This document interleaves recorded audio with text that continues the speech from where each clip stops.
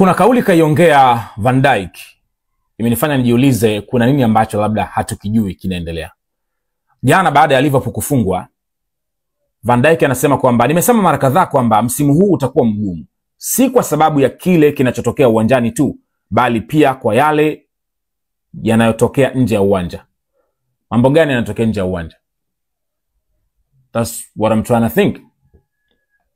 Ni maneno, criticism ama vitu gani?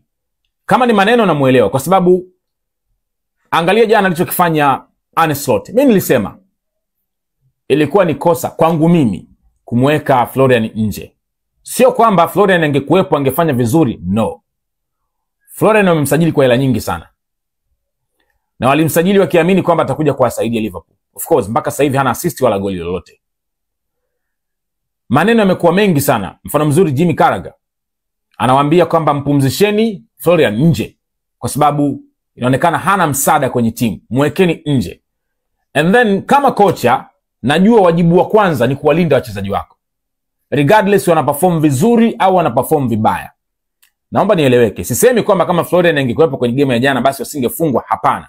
Nachokisema ni kwamba alichokifanya jana Arne Slot ni kumharibu zaidi Florian kuliko kumjenga, kwa sababu ni kama kocha amebeba maneno ya nje, ameingiza na yeye kwamba hana imani tena na Florian. Kwa hiyo kwenye game muhimu kama ya jana akaamua kuanzisha midfielders wengine.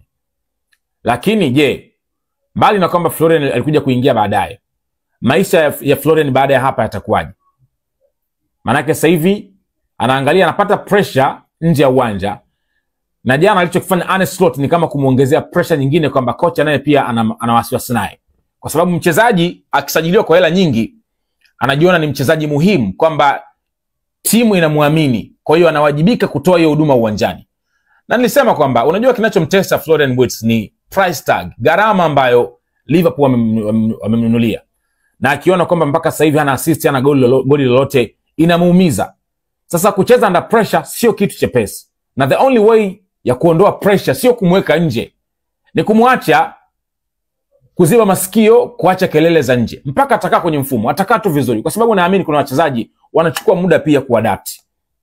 Hata kama ni mchezaji mzuri, sometimes sio kila mchezaji mzuri anaweza akafika kwenye timu mpya na akaanza kuperform vizuri.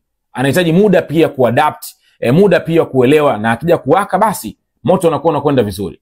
So let's hope kwamba haya mambo yatakwisha. Lakini hii kauli ya Van Dijk kidogo inanifikirisha, nje ya uwanja kuna issue gani? Ni maneno ama kuna something else ambayo watu hatuijui?